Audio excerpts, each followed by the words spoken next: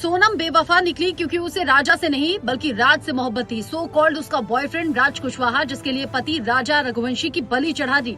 और अभी की तफ्तीश में सामने आया है, पुलिस बता रही है कि यहाँ हत्यारे हायर किए गए थे। राज कुशवाहा के साथ 4 और संदिग्ध यानी कि कुल मिलाकर 5 संदिग्ध पकड़े गए हैं सोनम रघुवंशी के साथ। लेकिन ये इंडिकेशन पहले से मिल रहे थे, परिवार वाले समझ ही नहीं पाए।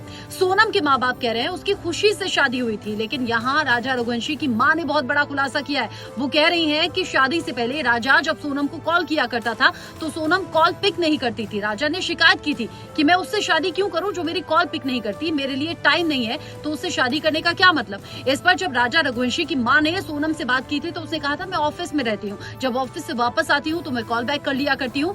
ये एक एक्सक्यूज दिया था राजा के फोन कॉल रिसीव ना करने को लेकर।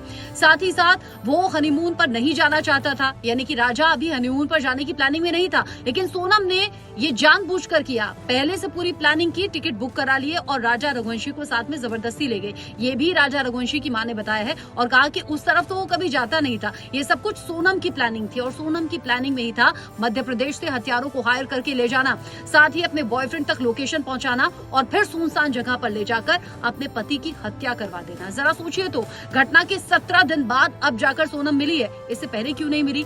क्या किडनैप किया गया था? ऐसा कुछ मिला नहीं है, क्योंकि कॉल डिटेल में सामने आया है राज कुशवाहा उसके सो कॉल्ड बॉयफ्रेंड के साथ वो बार-बार संपर्क में थी, पूरी प्लानिंग हुई है और तब जाकर इस हत्याकांड को अंजाम दिया गया है। एक और तस्वीर सामने आई है जिसमें राजा रघुवंशी आपको बहुत ज्यादा खुश नजर आएगा।